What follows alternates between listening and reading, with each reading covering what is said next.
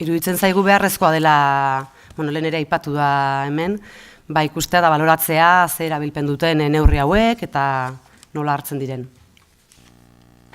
Ezkontza baimenari dagokionez, besterik gabe, azken 3 urtetan 14 eskaera egon direla eta azpimarratzekoa, eskuineko irudia, edo ezkerrekoa barkatu, azkenean langile erdiek hartu dute ezkontzari lotua, edo baina beste erdiek, baimena hartu dute beste kontestu batzuetan eta beste egoera batzuetan. Izan bikote, ez ezkontza dena dela.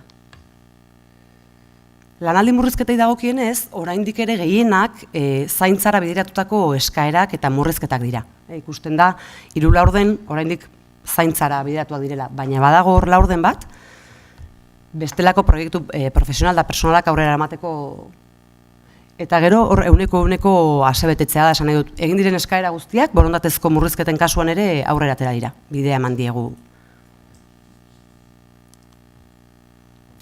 Eszedentziak, uste dugu zenbakia oso altua dela, azken 5 urtetan 39 eskaera izan ditugu, eta horietatik erdiak dira zaintzakoak, baina beste erdiak dira bestelako egoera batzuei erantzuteko eszedentziak.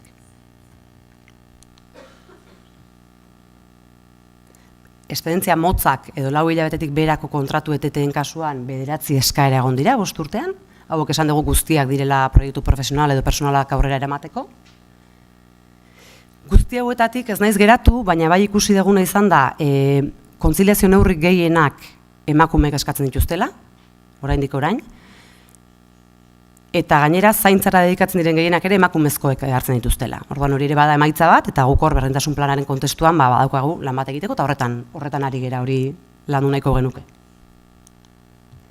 Eta azkena etxetik lan egitearen aukera berdina. Plantillaren 20% edo erabiltzen du, eta gehienak emakumeak dira kasu horretan ere.